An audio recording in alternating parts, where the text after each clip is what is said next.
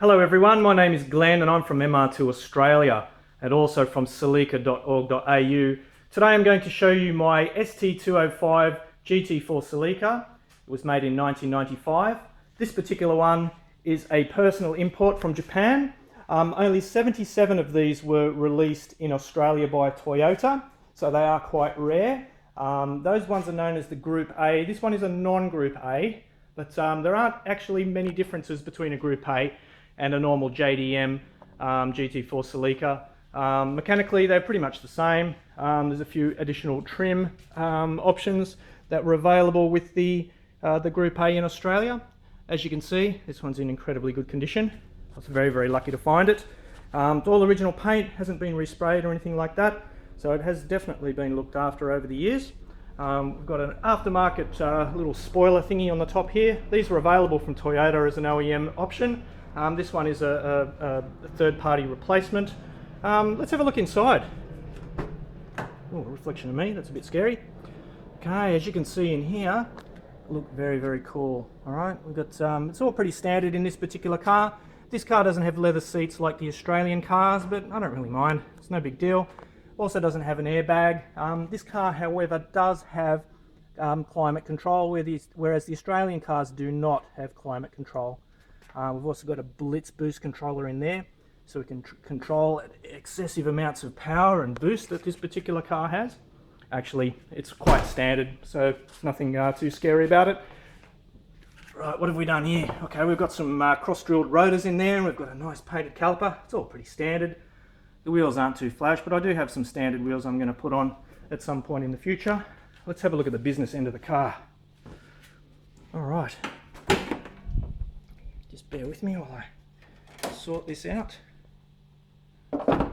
Okay, as you can see here, it's a 2-litre turbocharged engine. This car is 4-wheel drive. I'm just getting a little bit of that junk off the top of there. I've put a standard airbox back on here. It used to have a Blitz pod on there, but I thought it looks a bit stupid. I'll put the original one back on, and actually the original one flows better than the Blitz pod. I can actually get more boost, an extra 2 pounds of boost, with a high-flowed standard airbox. So think about that, guys. If you notice under here, under the intercooler, we've got some gold tape. Now what that does, that stops a lot of the heat from getting through from the exhaust manifold into the heat exchanger up here. As you can imagine, this little bit down here, hottest part of the engine. This bit here, you want that to be as cool as possible. Bit of a problem having them right next to each other, so we need to make sure we keep this really, really cool, because the cooler that is, the more power you'll have. Now what we've done with the water pump for this, we've set it up so the water pump runs all the time. The standard configuration means that the water pump for this only runs when the car is being driven hard, which means that the water in here is super hot if you've been sitting in traffic. With the pump running all the time, it makes sure that the coolant is as cool as possible and gives you a lot more power. So, tip for new players. What do we got down here? Dump pipe. We've got that all wrapped to keep the heat away from everything else in the engine bay. That also helps to keep the intercooler as cool as possible. We've got an aftermarket strut brace here. Aftermarket strut tops to give the car a little bit more negative camber so it can turn in. And this particular car has also got the Calci lights, which are the later model lights, which have the clear lenses. They're quite hard to find and they are quite expensive. Okay, we've also got the MR2 there. If you have a look at my channel, you'll see a separate tour explaining everything about that particular car. This car's also got some carbon fibre mirrors.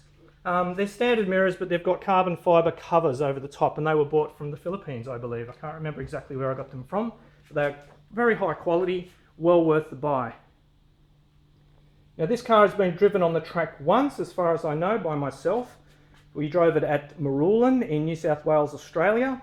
We managed to get a 44.5 second lap, which is fantastic for a 20-year-old car. And this was comparable to an Evo 7 or an Evo 8 with similar mods.